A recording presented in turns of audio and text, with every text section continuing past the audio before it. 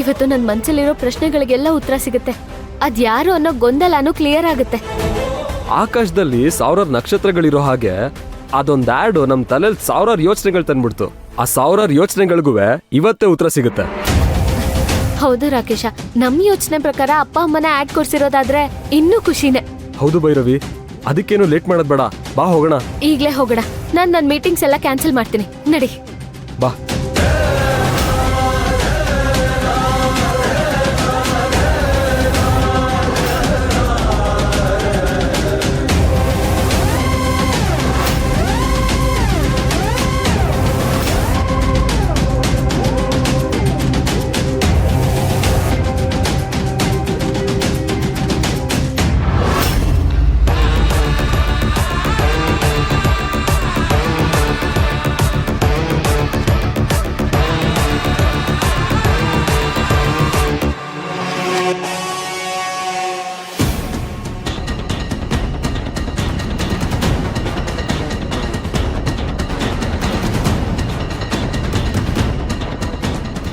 ಅಂದ್ರೆ ಈ ಮನೇಲಿ ಅಕ್ಕನ ಬಗ್ಗೆ ಆಡ್ ಕೊಟ್ಟಿರೋರ ಬಗ್ಗೆ ಗೊತ್ತಾಗತ್ತೆ. ಯಾಕೆ ಏನು ಅಂತ ತಿಳ್ಕೋಬಹುದು. ಅಪ್ಪ ಏನಾದ್ರೂ ಇಲ್ಲಿದ್ರೆ ತುಂಬಾನೇ ಒಳ್ಳೇದು. ಯಾವುದಕ್ಕೂ ವಿಚಾರಿಸೋಣ.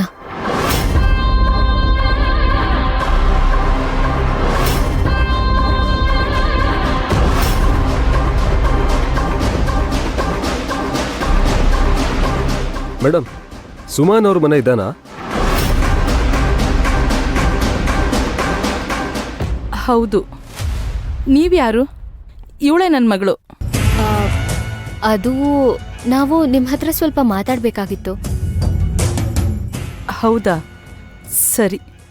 ಒಳಗಡೆ ಬನ್ನಿ, ಕೂತ್ಕೊಂಡು ಮಾತಾಡೋಣ.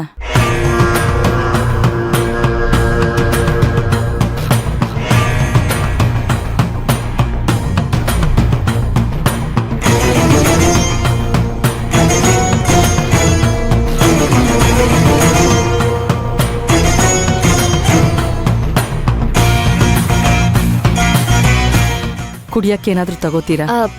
ಇಲ್ಲ, ಏನು ಬೇಡ. ನೀವು ಯಾರು ಅಂತ ಗೊತ್ತಾಗ್ಲಿಲ್ಲ. ನಾವು ಬೆಂಗಳೂರಿಂದ ಬಂದಿದ್ದೀವಿ. ನಮ್ಮ ಪ್ರಶ್ನೆಗಳಿಗೆ ನಿಮ್ಮ ಉತ್ತರ ಸಿಕ್ಕಿದ್ರೆ ಅಷ್ಟೇ ಸಾಕು. ಉತ್ತರನಾ? ಹೌದು. ಈ ಪೇಪರಲ್ಲಿ ಆ್ಯಡ್ ಕೊಟ್ಟಿರೋ ನೀವೇನಾ?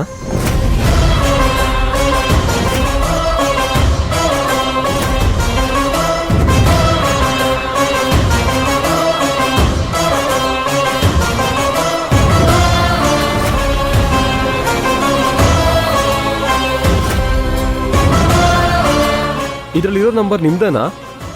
ಎಷ್ಟು ಕಾಲ್ ಮಾಡಿದ್ವಿ ಮೇಡಮ್, ಫೋನ್ ನಂಬರ್ ಹಾಕಿ ಸ್ವಿಚ್ ಆಫ್ ಯಾಕೆ ಮಾಡ್ಕೊಂಡಿದ್ದೀರಾ? ಇದರಲ್ಲಿ ಭವಾನಿ ಕಾಣೆ ಆಗಿದ್ದಾರೆ ಅಂತ ಹಾಕಿದಿರಲ್ಲ, ಭವಾನಿ ನಿಮ್ಗೇನಾಗಬೇಕು? ಈ ಅಡ್ರೆಸ್ ಕಲೆಕ್ಟ್ ಮಾಡೋಕೆ ಎಷ್ಟು ಕಷ್ಟಪಟ್ವಿ ಗೊತ್ತಾ? ಆದರೆ ನಾವು ಈ ಆ್ಯಡ್ ಬಗ್ಗೆ ಕೇಳೋದಕ್ಕೆ ಬಂದಿದ್ದೀವಿ. ನಮಗೆ ಅದ್ರ ಬಗ್ಗೆ ಸ್ವಲ್ಪ ವಿಷಯಗಳು ಗೊತ್ತಾಗಬೇಕಿತ್ತು. ಈ ಆ್ಯಡ್ ಕೊಟ್ಟಿರೋದು ಯಾರು, ಈ ಫೋಟೋದಲ್ಲಿರೋರು ನಿಮಗೆಲ್ಲ ಏನಾಗಬೇಕು ಅನ್ನೋದು ನಮಗೆ ಗೊತ್ತಾಗಬೇಕಿತ್ತು. ಅಂದ್ರೆ ಭವಾನಿ ಬಗ್ಗೆ ಕೇಳಕ್ ಬಂದಿದ್ದಾರಾ?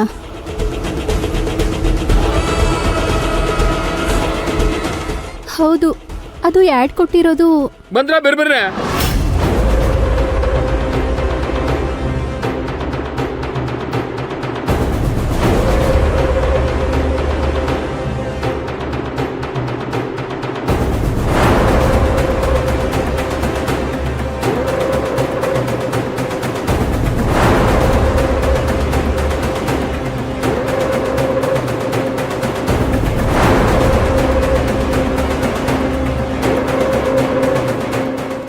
ನೋಡಿ, ಆ ಪೇಪರ್ನಲ್ಲಿ ಯಾರ್ಡ್ ಜೊತೆ ನಂಬರ್ ಇದೆಯಲ್ಲ, ಅದು ನನ್ನ ಮಗಳದೇಯ.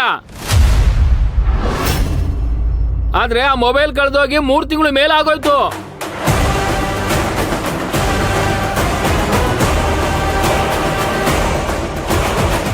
ಹಿಂಗೀಗಾಗದೆ ಹುಡುಕ್ ಕೊಡಿ ಅಂತ ಪೊಲೀಸ್ ಸ್ಟೇಷನ್ಗೆ ಕಂಪ್ಲೇಂಟು ಕೊಟ್ಟಿದ್ದೀವಿ. ನನ್ನ ಮಗಳಿಗೆ ಬೇರೆ ಮೊಬೈಲ್ನು ಕೊಡಿಸಿದ್ದೀನಿ. ಆ ಮೊಬೈಲ್ ಕತ್ಕೊಂಡು ಹೋಗೋರಲ್ಲ, ಅವರೇ ಈ ಆ್ಯಡ್ ಕೊಟ್ಟಿರ್ಬೋದು.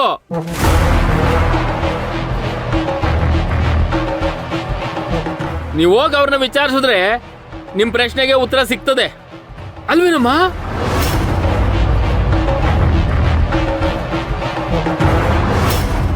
ಸರ್ ಅವ್ರು ಇನ್ನೇನು ನಿಜ ಒಪ್ಕೋತಾ ಇದ್ರು.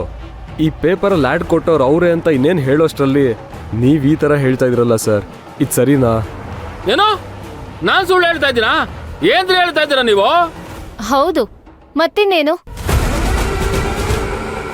ನೀವದೇನೋ ಹೇಳಕ್ ಹೊರಟಿದ್ರಿ, ಅದೇನೋ ಅಂತ ಹೇಳಿ ಪ್ಲೀಸ್.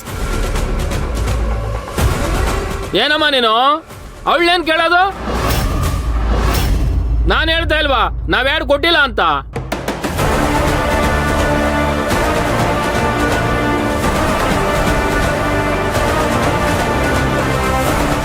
ನಮ್ಗೇನು ಇದ್ರ ಬಗ್ಗೆ ಗೊತ್ತಿಲ್ಲ. ನೀವೇನೋ ಸುಳ್ಳು ಹೇಳ್ತಿದ್ದೀರಾ ಅಂತ ಅನ್ನಿಸ್ತಿದೆ. ಅವ್ರೇನೋ ಹೇಳಕ್ ಬಂದ್ರು, ಅದನ್ನ ಹೇಳಿ ಬಿಡಿ. ಯಾಕಮ್ಮ ಹೇಳ್ಬೇಕು? ನಾನು ಹೇಳ್ತಾ ಇರೋದು ಅರ್ಥವಾಗಲ್ಲ ನಿನಗೆ? ಸುಮ್ಮನೆ ಮಾತಾಡದೆ ಎದ್ದೋಗ್ತಾ ಇರ್ರಿ. ಇಲ್ಲಿ ಗಂಡಸರಿಗೆ ಹೆಂಗಸರು ಮಾತಾಡೋ ಅಭ್ಯಾಸ ಮಾಡಿಸಿಲ್ಲ.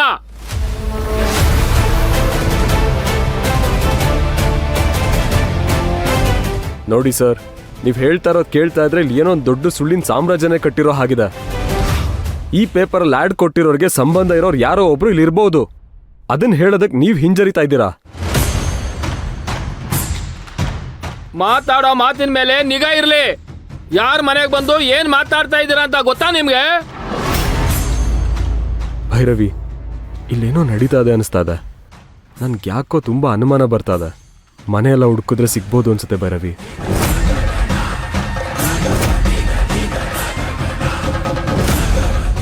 ಏನೋ ನಮ್ಮನೆಗೆ ಬಂದು ನಮ್ಮನೆಲ್ಲ ಇದ್ದು ನಮ್ಮನೆಲ್ಲ ಹುಡುಕ್ಬೇಕು ಅಂತ ಇದೀಯಾ?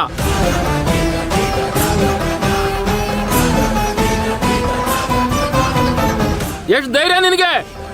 ನೀನು ಹುಡುಕಿದ ಕಡೆ ನಿನಗೆ ಬೇಕಾದವ್ರು ಸಿಕ್ಬಿಡ್ತಾರಾ?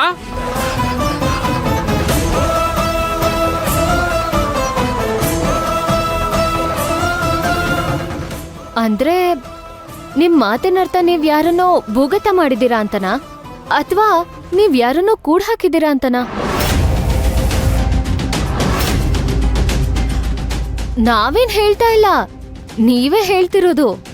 ನೋಡಮ್ಮ, ಇದು ನನ್ನೂರು, ನನ್ ಜಾಗ, ನನ್ನ ಮನೆ. ನೀವ್ಯಾರೋ ಮೂರನೇವ್ರು ಇಲ್ಲಿ ಎದುರಿಸ ಶುರು ಮಾಡಿದ್ರೆ ನಾನು ಎದುರ್ಕೊಂಡ್ಬಿಡ್ತೀನಾ?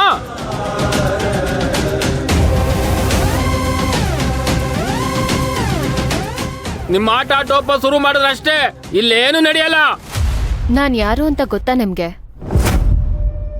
ಒಂದೇ ಒಂದು ಫೋನ್ ಕಾಲ್ ಮಾಡಿದ್ರೆ ಸಾಕು, ಇಡೀ ಪೊಲೀಸ್ ಡಿಪಾರ್ಟ್ಮೆಂಟೇ ನಿಮ್ ಮನೇಲಿರುತ್ತೆ.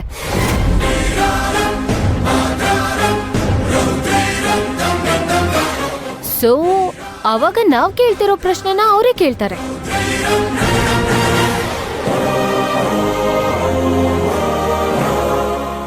ನಾವ್ ಹುಡುಕ್ಬೇಕಿರೋದನ್ನ ಅವರೇ ಹುಡುಕ್ತಾರೆ. ಯಾವ್ದಾಗ್ಬೋದು ನೀವೇ ಯೋಚನೆ ಮಾಡಿ. ಇವಳು ಯಾಕೋ ಪೊಲೀಸು ಅಂತ ಅವಳಲ್ಲ. ಪೊಲೀಸ್ ಏನಾರ ಬಂದ್ರೆ ನನ್ ಗುಟ್ಟೆಲ್ಲ ರಟ್ಟಾಗ್ಬಿಡ್ತದೆ. ಏನ್ ಮಾಡೋದು?